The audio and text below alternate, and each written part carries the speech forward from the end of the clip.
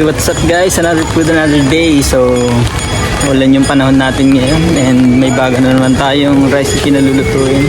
Sinigang sa miso.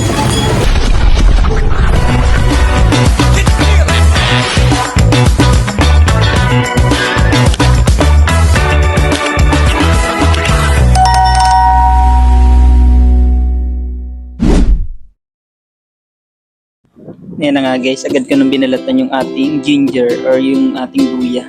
Hindi ko na nga pala siya guys sinugasan kasi binalatan ko naman. Ayan. Option nyo naman guys kung babalatan nyo or isasama nyo yung balat ng luya. Pwede naman yun.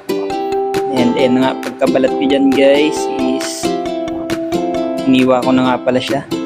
Ayan. Iniwa ko lang siyang pahaba. Ayan.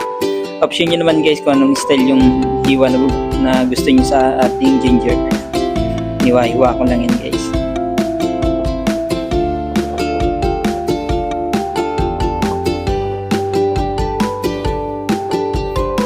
Then after nyan, sinunod ko na ating onion. Ayan.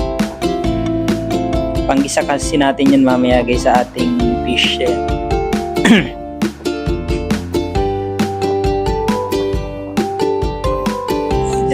Hiniwa-hiwa ko na nga pala yan. Sibuyas na nakakaiyak.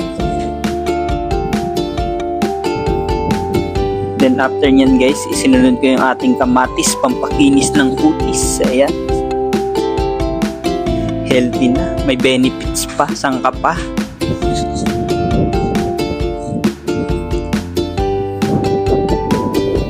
Medyo malaking hiwa ko dyan guys. Ayan. Then, sineperate ko na yung ating green chili. Pero yung silin turo. Ayan. Pinalatan ko na rin yung ating radish.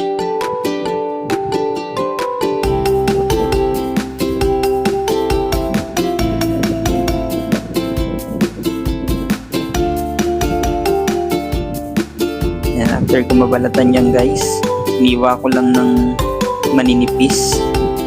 Ayan. Yan kasi magbibigay ng dagdag asim sa ating sinigang guys. Sinigang sa miso. Yan.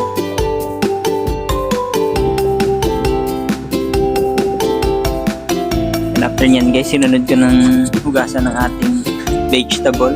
So, depende naman sa inyo guys kung anong gulay yung ilalagay nyo sa ating sinigang. Pwedeng mustasa or may talong and sitaw. Bahala na kayo guys kung anong gusto nyo. Sa akin kasi ano lang, budget friendly lang, sinigang. Ayan. Ayan guys, hinugasan ko lang ng hinugasan.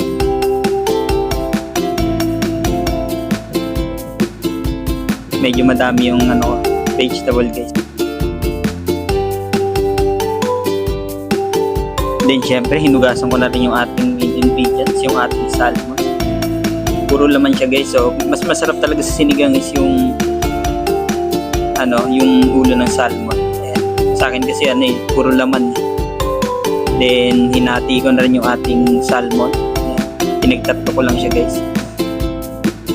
Mabilis nga lang pala lutuin to guys kasi mabilis nang matuluto yung ating isda. Ayan. Tapos puro laman pa. Iniwa ko lang sa tatlo. Yan na guys, kompleto na yung ating ingredients. Sisimulan natin magluto guys. Agad ko na nga palang pinainit yung ating mantika and kawali dyan guys, para simulang mag-isa. Yan guys, agad ko na pala simulang mag-isa ng ating sibuyas. Halu-haluin lang natin siyang mabuti. Then antayin nating lumabas yung kanyang aroma. Yan guys.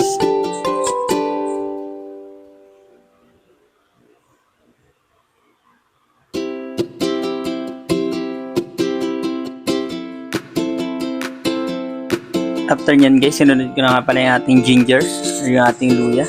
Yan, hinahalo-halo ko lang mabuti guys. Minimekos-mekos ko lang yan. Yan. Haluin lang natin mabuti para hindi dumikit guys. Then, pag medyo na siya, luto na. And medyo lumabas na yung kanyang bango. Ayan, pwede na natin ilagay yung ating kamatis. Igigisa na rin natin. So, sabay-sabay na siya guys. So, discarding nyo naman kung paano kayo mag-gisa ng ating mga ricado. Ayan. Nilagay ko na nga pala yung ating dyan, tomato or yung ating kamatis. Mekos lang yan. Pampakinis ng kutis. Ayan guys. And after nyan guys, antayin lang natin siyang lumambot or maluto yung ating tomato.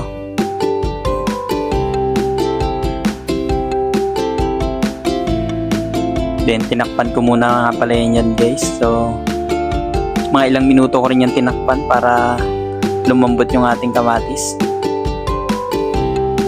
Then ayan na nga guys. So medyo luto na yung ating kamatis. Hinalo-halo ko lang ulit.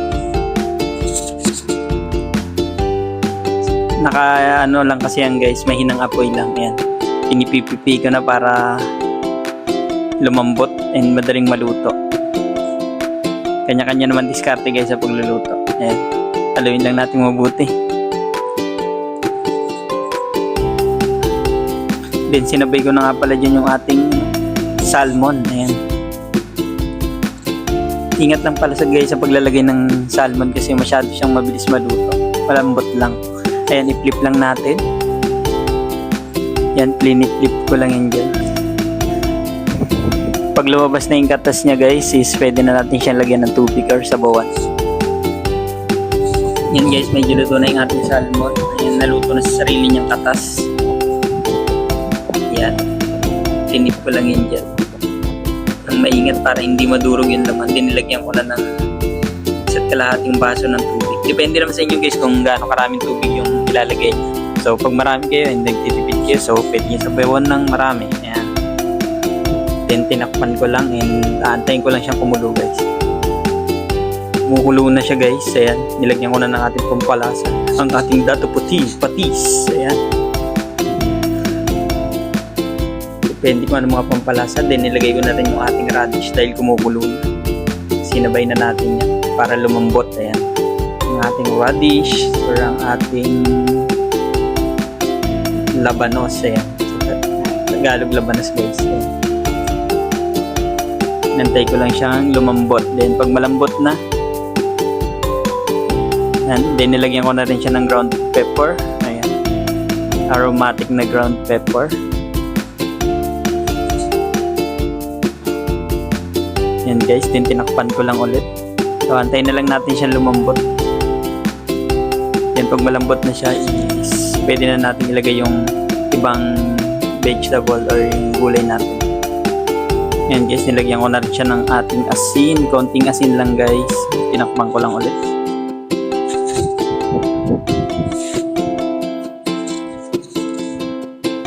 Ayan. Then nilubog-lubog ko lang yung ating labanos.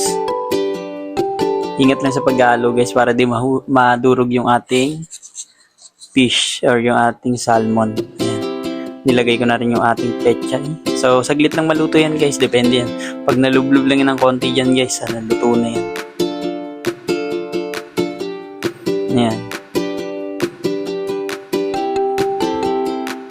Lubog-lubog lang natin para dumampi sa sabaw and maluto.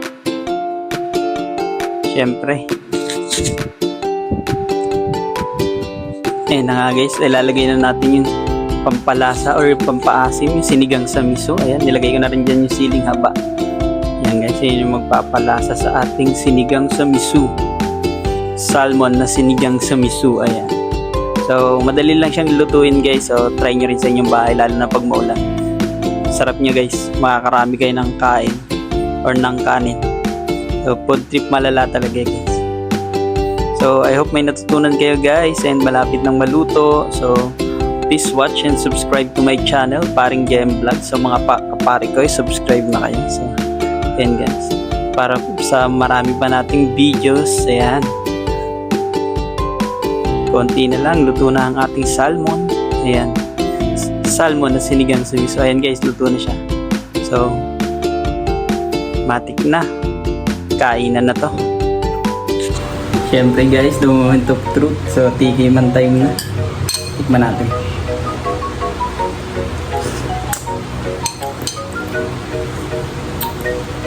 Tama-tama lang yung asin niya guys. Hindi siya masyadong maasim. Depende naman sa inyo sa paglalagay niyo ng sinigang. So, option niyo naman yan.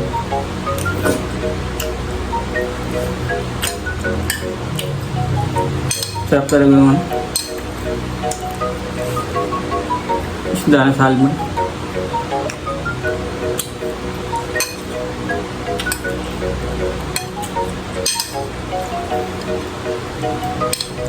Ayan guys, medyo mainit. Nagpapawisan na ako.